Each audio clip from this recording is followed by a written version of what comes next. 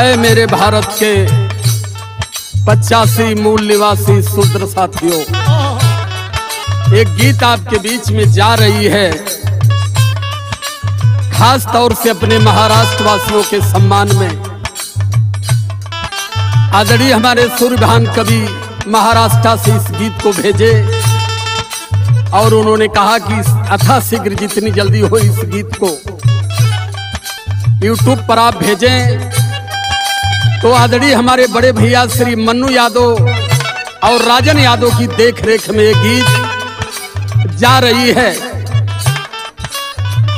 और अपने 85 मूल निवासियों से मेरा एक सवाल है, आज हर कदम पर आपके पूजा पाठ के लिए आपके देवी देवता खड़े हैं।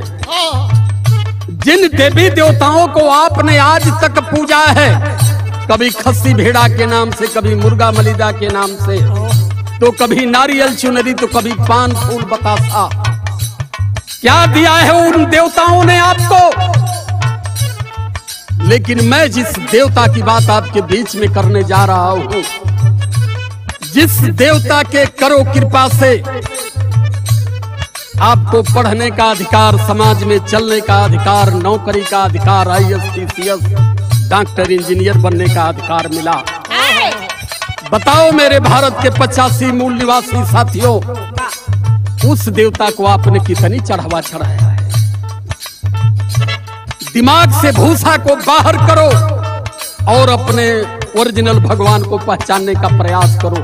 एक गीत है मेरी, क्या है, अरे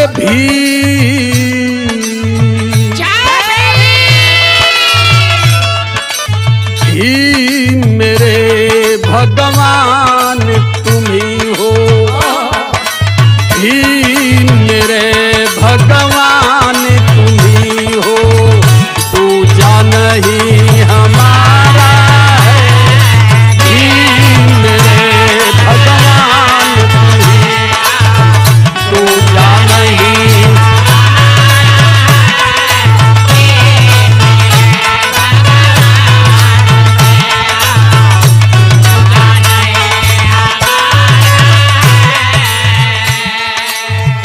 भीम मेरे भगवान तुम ही हो, तू जान ही हमारा है,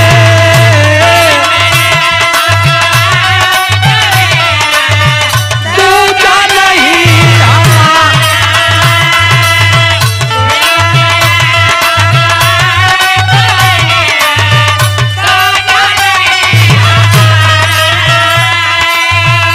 भीम मेरे भगवान तुम ही हो, अरे तू जान ही हमारा है। डूब रही थी नाव भंवर में, आकर दिया सहारा है, भी मेरे भगवान तुम।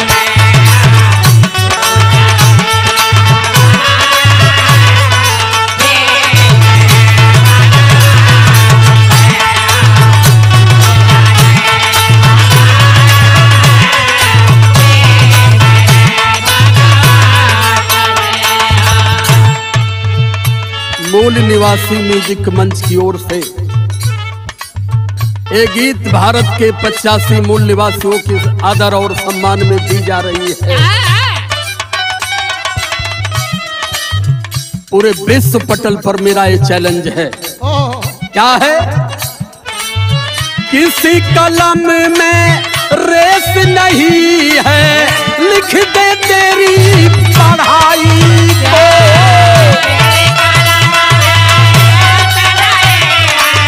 लिख दे तेरी पढ़ाई,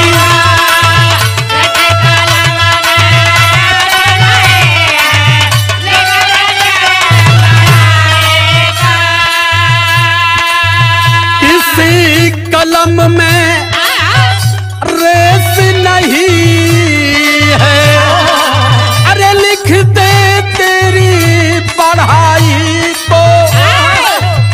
32 डिग्री आपको हासिल पूरी किए पढ़ाई को, ज्ञान की गरिमा फैली तेरी, जैसे चांद सितारे हैं।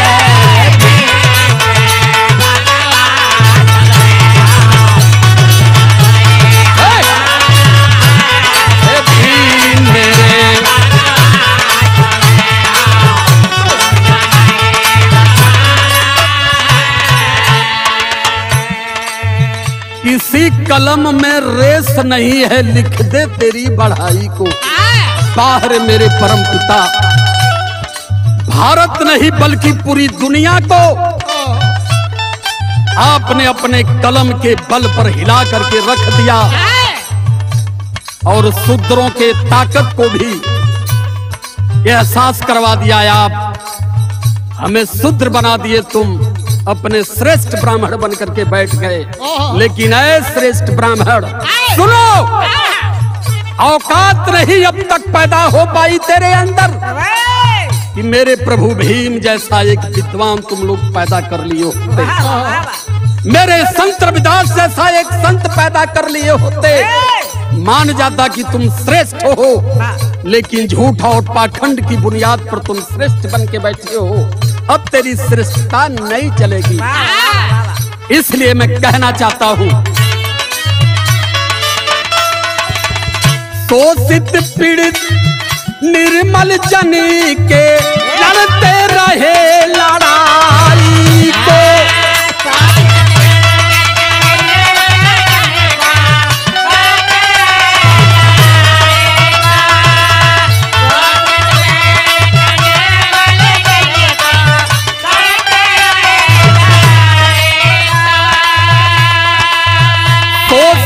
पीड़ित निर्मल जन के अरे लड़ते रहे लड़ाई को, अंतिम दिन तक आप हमारे करते रहे भलाई को।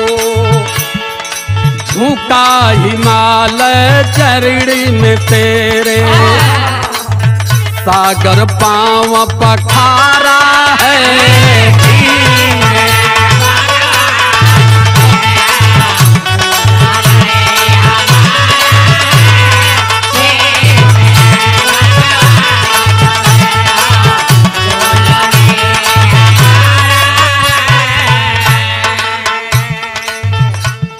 आज पूरे भारत की जमीन का एक एक कण बाबा साहब के सम्मान और स्वाभिमान को बनाए रखने के लिए तैयार है।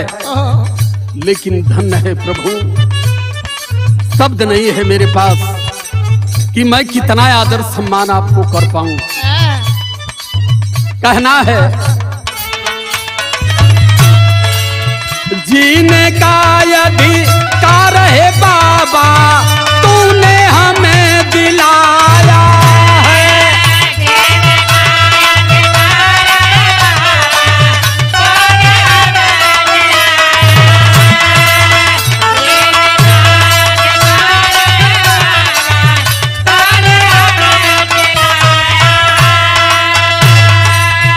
जीने का अधिकार है बाबा, तूने हमें दिलाया है।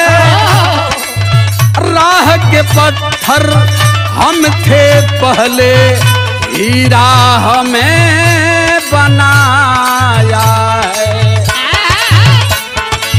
क्या प्रभु, कितना आदर मैं करूं। मैं जिस राह का पत्थर था, राह में पत्थर समझ करके ठोकर मारा जाता था मेरे ऊपर, लेकिन आप अपने कलमों के बल पर हमें हीरा बना दिया।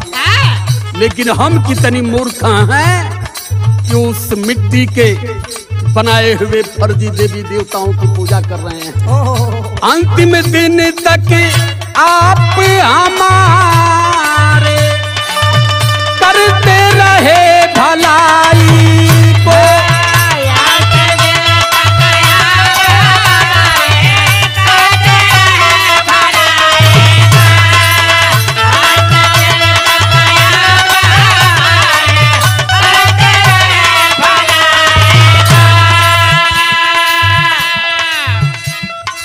अंतिम दिन तक आप हमारे करते रहे भलाई को।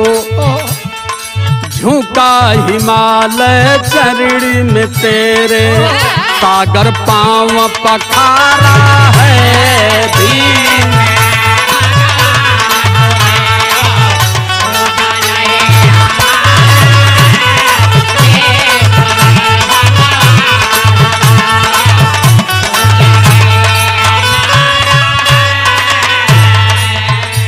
तीसरी लाइन मेरी जा रही है महामनो पूज्य बाबा साहब के सम्मान में। क्या है? जीने का अधिकार है बाबा तूने हमें दिलाया है। जीने का अधिकार है तूने हमें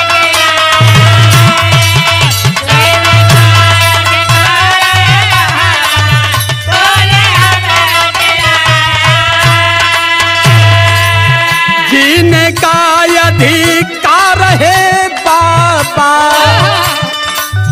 तूने हमें दिलाया है। राह के पत्थर हम थे पहले, हीरा आज बनाया है। फूल हंसाया पतझड़ी अंदर, ऐसी बाग संवारा है मेरे भगवान। कोई नहीं हमारा भी मेरे भगवान।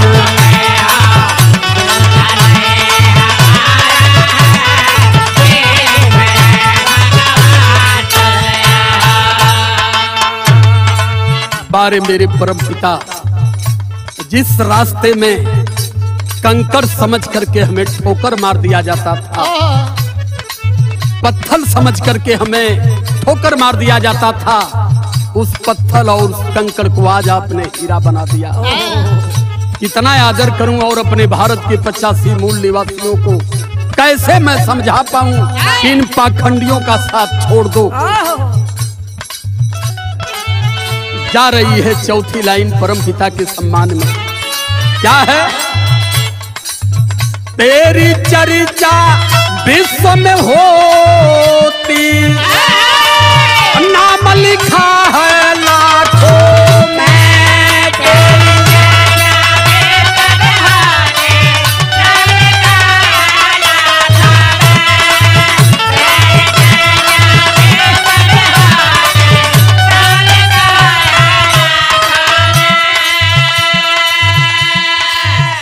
भारत में, महाराष्ट्र में, राजस्थान में, बंगाल में या तमिलनाडु में नहीं, पूरी दुनिया में ध्यान रहे, पूरी दुनिया में, पूरे विश्व में बाबा साहब पूजे जा रहे हैं। पीछे मैंने गीत में संकेत किया था कि बराक ओबामा जब आए थे तो उन्होंने कहा था कि बाबा साहब का जन्म हमारे अमेरिका में होता तो हम उन्हें सूर्य की उपाधि देते। और कोलंबिया विश्वविद्यालय की गेट पर उन्होंने लिखवाया symbol of knowledge B.R. Ambedkar. अभी B.R. अम्बेडकर जैसा छात्र कोलंबिया विश्वविद्यालय में आज तक नहीं पहुंचा कोई। लेकिन बताओ मेरे श्रेष्ठ ब्राह्मणगण, क्यों बार बार अपनी श्रेष्ठता हमारे सामने आप बताते हो? आपके देवी देवता झूठे, आपका ग्रंथ झूठा, आपका पोथी पतरा झूठा। झूठ की बुनियाद पर आप पूरे देश और देश के संस्कार संस्कृति को चलाने का प्रयास कर रहे हो। इसके बाद कर रहे हो कि हम श्रेष्ठ ब्राह्मण। आप हमें बताया है कि ब्रह्मा ने पूरी दुनिया को बनाया। दुनिया मीन्स सृष्टि, मने ये पूरी विश्व में जितना धरती हो, ब्रह्मा जी पलथी मार के शुरू कर दो। उ तो बाद में, उ तो ब्रह्मा का नाती रहला, उ कुल जात बनौला।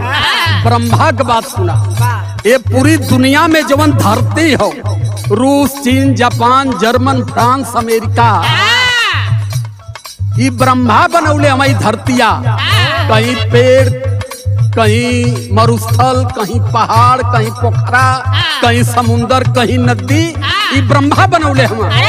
लेकिन बताओ मुझे श्रेष्ठ ब्राह्मण, जो तुम हम लोगों को बताते हो कि ब्रह्मा ने सृष्टि को रचा है और रचयिता है, तो ब्रह्मा ने केवल भारत को ही रचा कि जापान और चीन को भी रचा?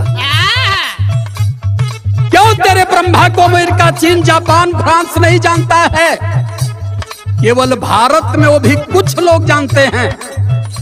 सिख नहीं मानते ब्रह्मा को, ईसाई नहीं मानते ब्रह्मा को, मुसलमान नहीं मानते तेरे ब्रह्मा को। तेरे ब्रह्मा को सबसे ज्यादा मानने वाला ओबीसी समाज है। जिस ओबीसी समाज के 52% के अधिकार पर तूने कुंडली मार करके बैठा है। भूसा बाहर करो मेरे मित्रों और मेरे प्रभु, मेरे पूज्य बाबा साहब B.R. अम्बेडकर की बताए हुए रास्ते पर चलने का प्रयास करो, जीवन सार्थक हो जाएगा। वाह वाह। क्या है? क्या? चर्चा विश्व में होती, नाम लिखा है लाखों में, नाम लिखा है लाखों।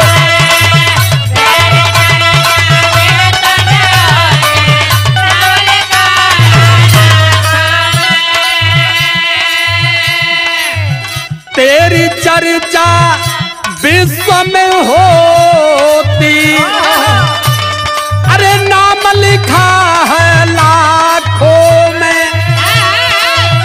धरती अंबरी तुम्हें सराहे, प्यार भरा है आंखों में।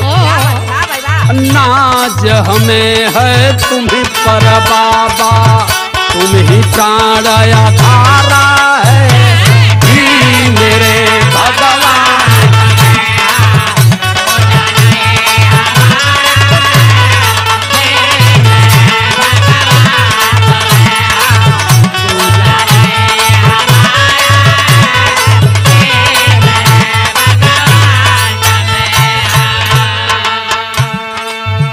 हमारे देवता ने, हमारे भगवान ने, हमारे महामानव पूज्य बाबा साहब ने कौन सी प्रसाद हमें दिया है, जिस प्रसाद को ग्रहण करने से हमारा और हमारे देश के SC, ST, OBC सभी लोगों का जीवन सार्थक हो गया।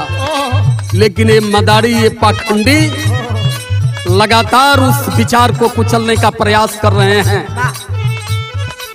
न्याय, सुरक्षा, समता देकर किस्मत को चमकाया है।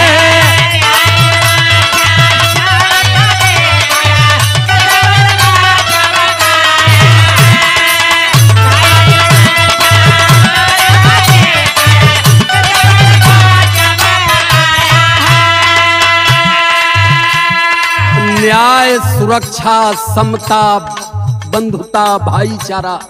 तथागत भगवान गौतम बुद्ध ने कहा था कि धरती पर सबसे बड़ा धर्म अगर कोई है तो उस धर्म का सिद्धांत समता, समानता, बंधुता, भाईचारा जिस धर्म में नहीं है, उस धर्म की इस भारत पटल पर कोई अस्तित्व नहीं है।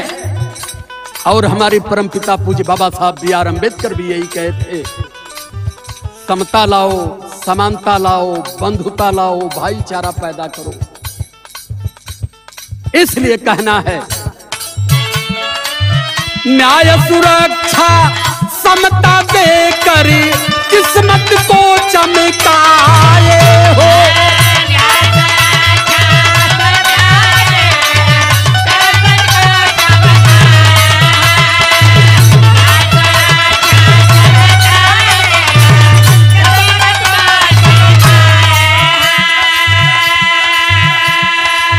न्याय, सुरक्षा, समता दे करे किस्मत को चमकाए हो। आप मसीहा बनकर मेरे दिल के बीच समाए हो।